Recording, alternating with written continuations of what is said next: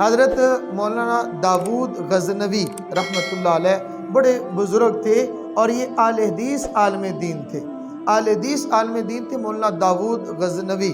ان کے پاس ایک شخص آیا اور اس نے بڑے عجیب اور طنزیہ لہجے میں یہ بات کی، کہتے ہیں امام ابو حنیفہ تے 7 حدیثاں بھی نہیں سن یاد، او دے نال تے زیادہ مینوں یاد نے، او کیڑا امام سے؟ اب یہ بات کی اور توہین آمیز لہجے میں یہ بات کی، وہ یہاں سے چلا گیا۔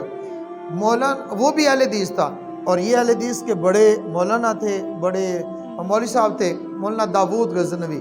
اب وہ کہنے لگے لگتا ہے کہ بندہ عنقریب مرتد ہو جائے گا، لگتا ہے کہ یہ بندہ عنقریب مرتد ہو جائے گا۔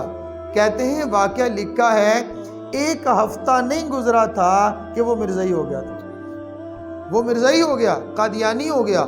اب وہ تو ہو گیا جو ہونا تھا۔ اب کچھ لوگ مولانا داود صاحب کے پاس آئے، انہوں نے عرض کیا کہ حضرت آپ نے کہا تھا کہ فلاں بندہ لگتا ہے مرتد ہو جائے گا، وہ تو ہو گیا۔ اب وہ توبہ کی، استغفار کی۔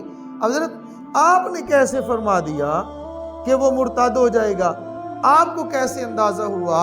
مولانا نے فرمایا اللہ کے پیارے حبیب صلی اللہ تعالیٰ علیہ وسلم کا ارشاد گرامی ہے، اللہ کے نبی صلی اللہ تعالیٰ علیہ وسلم نے فرمایا کہ اللہ نے ارشاد فرمایا، حدیث قدسی ہے، اللہ نے ارشاد فرمایا من عاد لی ولیا فقد آذنتہ بالحرب، جو میرے ولی سے عداوت اور دشمنی رکھے گا میں اس سے اعلان جنگ کرتا ہوں، میں اس سے اعلان جنگ کرتا ہوں۔ اور جب کسی سے اعلان جنگ ہو جائے تو پھر جو دشمن اپنے دشمن پر وار کرتا ہے اس کا قیمتی سے قیمتی چیز اور سامان اس کو ضائع کرتا ہے، اس کو ختم کرتا ہے۔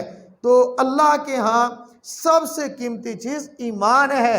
میں نے یہ کہا اس نے امام اعظم ابو حنیفہ رحمۃ اللہ علیہ کی توہین کی ہے، اور توہین کا بدلہ یہ ہے کہ وہ اللہ کے ولی تھے، اللہ اس سے اعلان جنگ کرتا ہے، اب اللہ اس سے ایمان کو چھین لے گا، جب ایمان چھن جائے گا تو مرتد ہو جائے گا۔